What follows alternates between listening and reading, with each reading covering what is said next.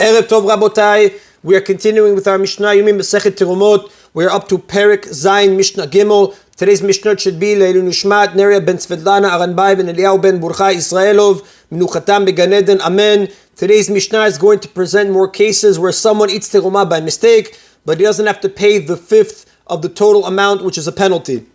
If someone feeds terumah to his minor children, which is boys younger than 13 or girls younger than 12, vet avadav ben gdulim ben ktanim, or to his Canaanite slaves, whether they are adults or minors.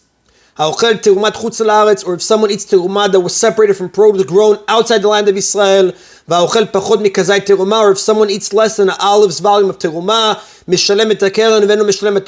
in all of these cases he pays the principal to compensate the Kohen for his loss, but he doesn't have to pay the fifth penalty payment. And if he pays with produce, the payment remains ordinary produce, it would not become terumah. And if the Kohen wants to forgo his payment, he can do so. And then the Mefarshim explain each and every case. Starting with the first case, we said if someone feeds terumah to his minor children, he is exempt from paying the fifth. The Mefarshim explained the children themselves are not liable at all because children are not punished for their sins and they're not obligated to pay for damage that they cause.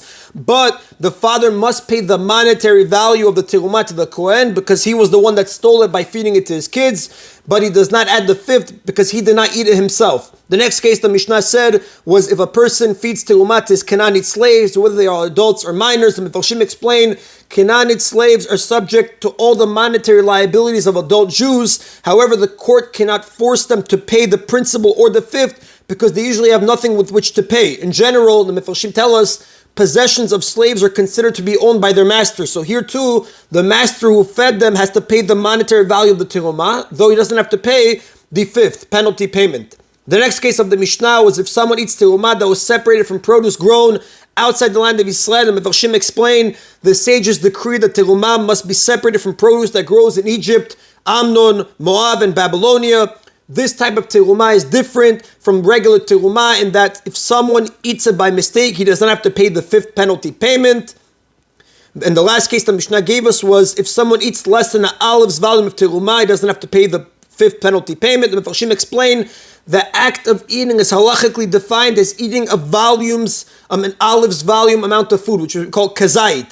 Therefore, when the Torah tells us in Sefer Vayikra, chapter 22, pasuk 14, Vish keochal kodesh, if a man eats something holy, bishkaga, by mistake, v'yasaf chamishito alav, you must add a fifth to it. The reference is to somebody who ate at least a kazait of terumah, an olive's volume of terumah. Someone who ate less than that amount is exempt from having to pay the fifth. But again, the Mishnah concluded he has to pay the principal to compensate the Kohen for his loss. And if he pays with produce, the payment remains ordinary produce, not terumah. And if the Kohen wants to forgo his payment, he can do so. And the Mefarshim explain, since he's only paying to compensate the Kohen for his loss, the Kohen can release him from the obligation. And that is Rabotai Mishnah Gimel.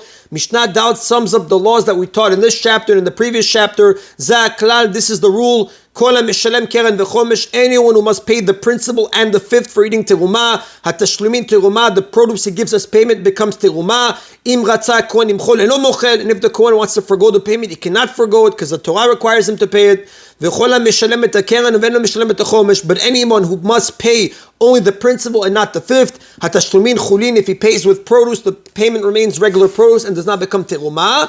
And if the Kohen wants to forgo the payment, he can forgo it. And the Mefarshim explain, whenever someone is obligated to pay on account of his sin of eating terumah by mistake, he must add the fifth penalty payment, the 1/5 of the total amount. Therefore, if a person is exempt from paying the 1/5 penalty total amount, it's clear that his obligation is not based on that specific sin, but on the general requirement to compensate the owner of property that he stole or destroyed. So as such, the special laws regarding the payment of the sin of eating terumah by mistake do not apply. And the Tosfot Yom Tov tells us the Mishnah doesn't add anything that we weren't taught. Everything that Mishnah says we already were taught is simply summarizing the halachot to make them easier for students to remember. That is then Rabotai of today's Mishna Yomi. Baruch Adonai Leolam. Amen v'amen.